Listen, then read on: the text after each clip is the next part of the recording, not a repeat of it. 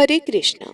हिंदू धर्म में एकादशी का व्रत बहुत ही महत्वपूर्ण माना जाता है। प्रत्येक वर्ष 24 एकादशी तिथि आती है। जब अधिक मास या मल मास आता है तब इनकी संख्या बढ़कर 26 हो जाती है।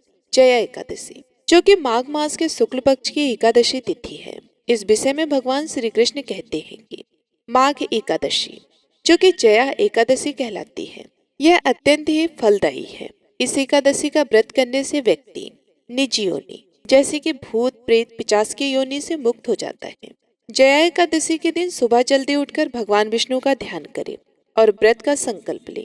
स्नान ध्यान करने के बाद मंदिर में एक चौकी पर भगवान विष्णु की मूर्ति या तस्वीर की स्थापना करें।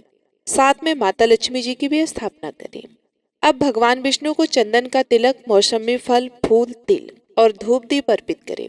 इसके बाद श्री विष्णु सहस्त्र नाम और श्री नारायण स्तोत्र का पाठ करें। भगवत गीता का पाठ करें, मंत्रों का जाप करें और व्रत की कथा का पठन या श्रवण करें। फिर सारा दिन उपवास रखकर, हो सके तो रात्रि जागरण करके एकादशी के अगले दिन यानी कि द्वादशी तिथि को ब्राह्मणों को भोजन कराएं।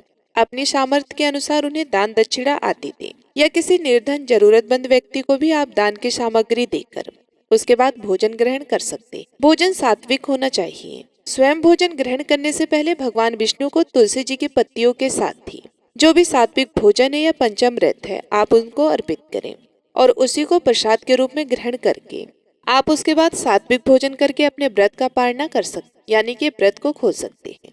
एकादशी व्रत तुलसी का पत्ता सेवन करके ही खोलना चाहिए। इस बार एकादशी के दिन तो भद्रा भी लग रही है, लेकिन द्वादशी तिथि को बहुत ही शुभ योग बन रहे हैं, जो कि त्रिपुष्कर योग है। त्रिपुष्कर योग 3 ग्रहों के मिलने से बनता है और यह योग खासकर शनिवार और रविवार के दिन आने वाली द्वितीय, सप्तमी या द्वादशी तिथि को बनता है। इस योग में किए गए शुभ कामों को जीवन में 3 बार करने का शुभ अवसर प्राप्त होता है। इस योग में नया घर, जमीन, गाड़ी या अन्य संपत्ति खरीदना बहुत ही शुभकारी होता है। त्रिपुष्कर योग में किसी भी काम को करते समय खास सावधानी बरतनी चाहिए, क्योंकि इस समय किए गए कामों का फल 3 गुना मिलता है। इसलिए इस दौरान कर्ज लेने से बचना चाहिए। साथ ही वस्तुओं को बेचने या कर्ज देने से बचे। कीमती वस्तुओं को खोना इस दौरान बहुत ही अशुभ माना जाता है।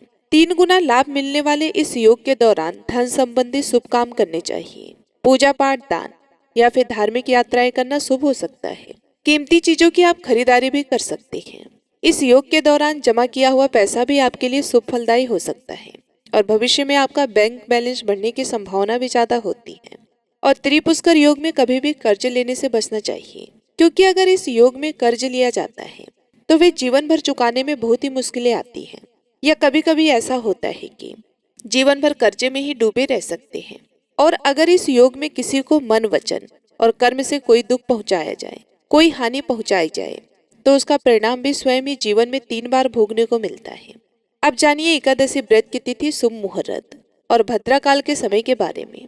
साथ ही आप जानेंगे भद्रा का वास इस बार कहाँ रहेगा। इस बार माघ शुक्ल पक्ष की एकादशी तिथि 7 फरवरी शुक्रवार रात 9:02 से प्रारंभ होगी और एकादशी तिथि समाप्त होगी 8 फरवरी शनिवार रात 8:15 पर। और ऐसे में हिंदू पंचांग के अनुसार इस बार जया एकादशी का व्रत 8 फरवरी दिन शुक्रवार को रहेगा। 7 फरवरी शुक्रवार को दशमी तिथि के नियमों का पालन किया जाएगा।